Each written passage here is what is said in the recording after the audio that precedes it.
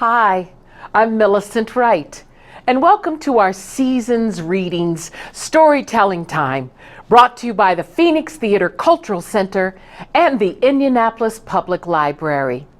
I'm here at the Crystal House Academy, Indianapolis South, which was created by the wonderful Crystal DeHaan, a businesswoman and philanthropist who started schools for children all around the world.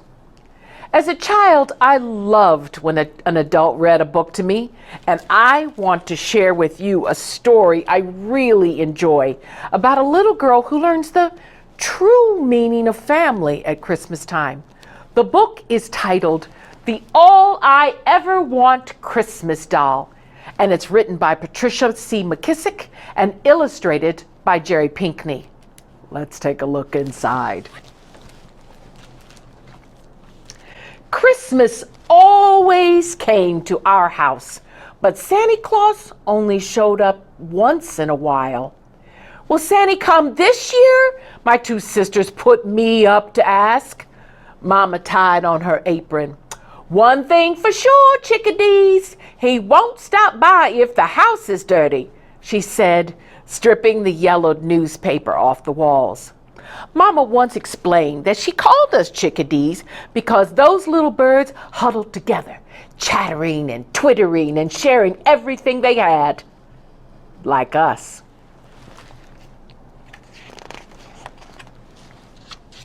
Filled with excitement, we began stuffing the cracks and tacking up fresh paper that would keep out winter winds, making our house ready for Santa Claus.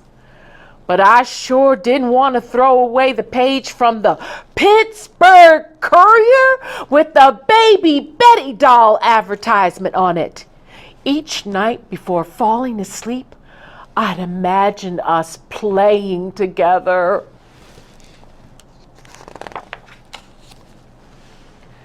Baby Betty is all I want, ever, I announced the week before Christmas. Stop, Nella, shouted Eddie Bernice, who never let me forget that she was the oldest. We're in a depression. Why you wishing for something you ain't never gonna get? Yeah, not in a million zillion years, little Dessa added, giggling.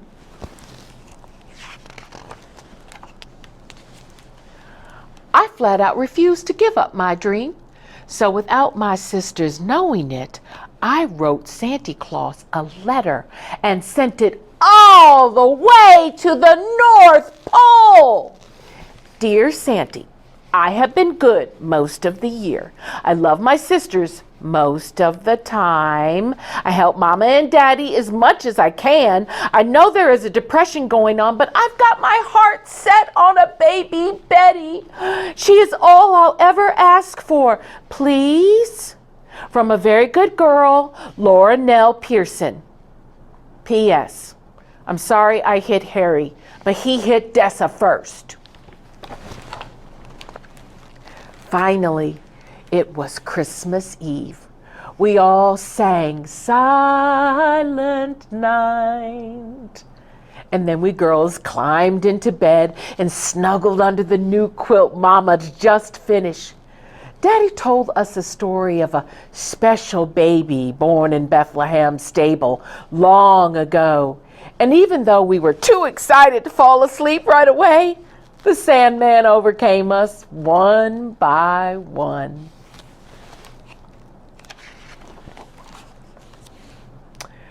We were awake at dawn. It's Christmas! Eddie, Bernice, and Dessa shouted. I leaped off the bed, bubbling over with excitement. It's Christmas! Mom and Daddy stirred from behind their sleeping curtain.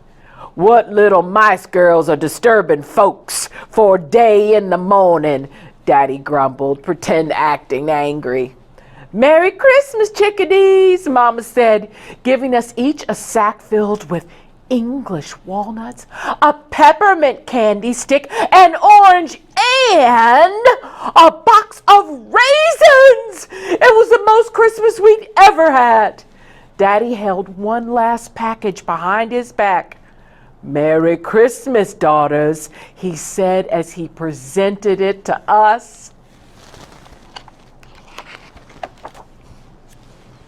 There, before us, was a for-real, store-bought, brand-new Baby Betty doll, the color of chocolate, with rosy cheeks, black curly locks, and thick eyelashes.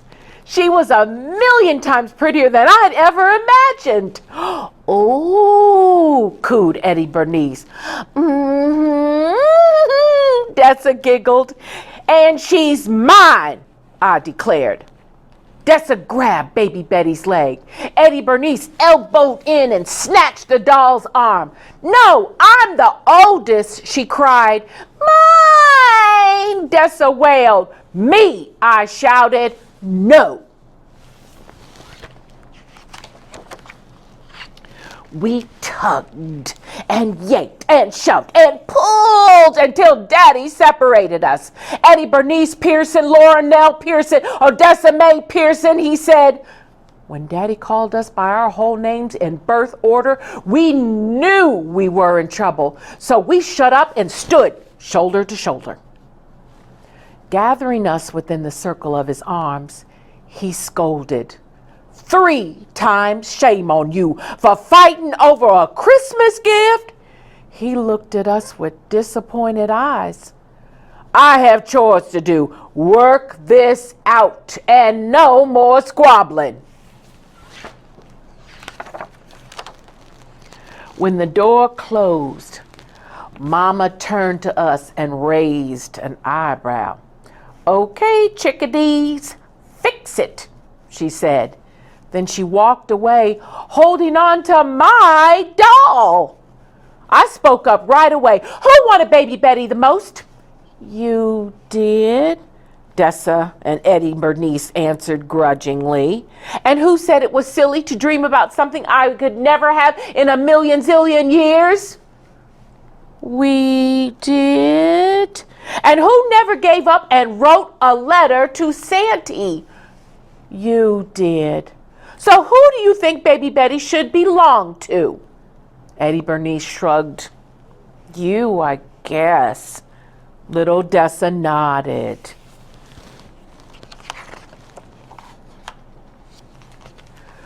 When Mama heard we were all in agreement, she handed me Baby Betty, and the doll's eyelashes fluttered. You are all I want. I don't need anything else, I cried. We'll see, said Mama. After I ate and dressed, I had the whole day to play with my new doll. First, I sang to her, You are my sunshine, my only sunshine. You make me happy when skies are gray. Eddie Bernice and Dessa watched for a minute, but when I didn't include them, they left. Through the window, I could hear them taking turns jumping rope with a measure of Mama's clothesline. Having you is more fun than any old jump rope, I whispered to Baby Betty. She blinked and I hugged her tight.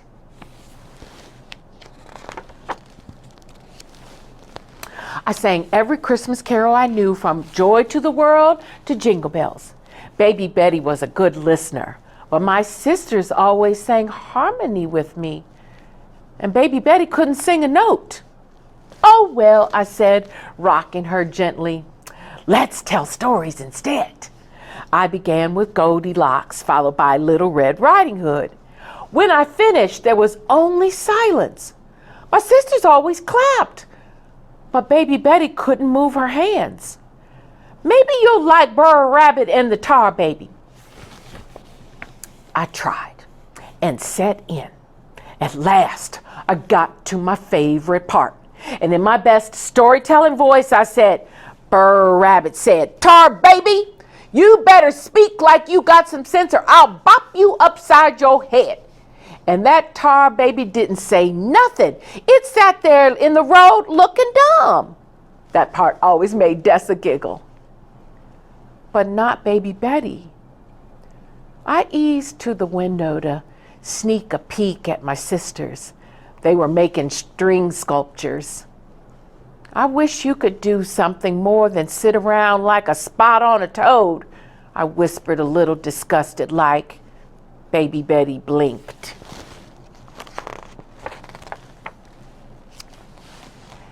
Having fun? Mama asked, pouring herself a cup of tea. I guess so, I replied. Then suddenly I got an idea. Our party! I shouted. Baby Betty and I will have a tea party, same as Miss Florence, the lady you work for. Quickly, I spread a quilt over Mama's trunk and then placed an imaginary cup and saucer in front of my doll. After serving, I took a sip with my pinky finger raised. This is very, very delicious tea, isn't it, Miss Baby? I said properly. No answer. I tried again.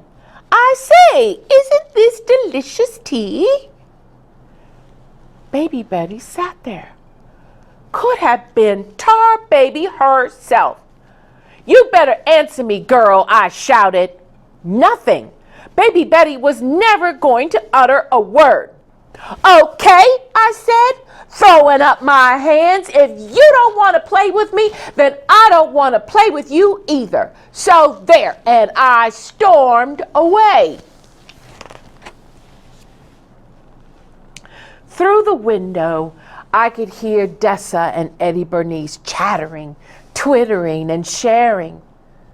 I felt like a lone chickadee. As I stood listening to my sister's hand clap songs, Mama came over and put her arms around me. I think they miss you, she said. Doesn't seem like it. Why don't you ask them to your party? I don't think Baby Betty will mind. You don't? Mama just smiled. I didn't have to think about it long. I grabbed the doll and rushed outside. What do you want? We're busy, said Eddie Bernice. I kicked at the ground. Baby Betty wants you to come to our tea party, I said. She does? Dessa asked. I said. My sisters looked at each other. Who would get to pour the pretend tea first? Eddie Bernice asked. You would, I answered reluctantly. And who'd get to sit at the head of the tea table? Dessa put in, her arms folded across her chest. You would. I hugged Baby Betty. You know, she can't do much, I explained, but she sure is pretty. Baby Betty's eyelashes fluttered and we all giggled. And then I handed Baby Betty over. All the rest of Christmas Day, my sisters and I played with our doll. We sang Christmas carols in harmony and shared stories about once upon a time. Dessa knew just when to laugh and Eddie Bernice knew when to clap. We munched on peppermint candy and orange wedges and ate one raisin at a time so they'd last. But my favorite part was when I poured a pretend cup of tea. And with my baby finger crooked ever so daintily, I said real prim and proper like, "Isn't this the best Christmas ever?" Oh yes, that does sound like the best Christmas ever, doesn't it? I hope you all enjoyed this book as much as I did. I know most of you cherish time spent with family and friends during the holidays, like this family. Before we go, I'd like to thank the sponsors of our season's readings, including this book's sponsors, Louise and Joseph Bowling and the Michael O'Brien family. Plus our friends at the Indianapolis Public Library for making these stories possible. And I'd especially like to thank you for joining us for Season's Readings. We hope you come back next week for a very special reading of Hanukkah Haiku, read by the wonderful Adrian Ricewerg. And parents, remember, Phoenix Theater programming like this is made possible with the support of people like you. Please support them at phoenixtheater.org. This is Milicent Wright saying, Happy Holidays.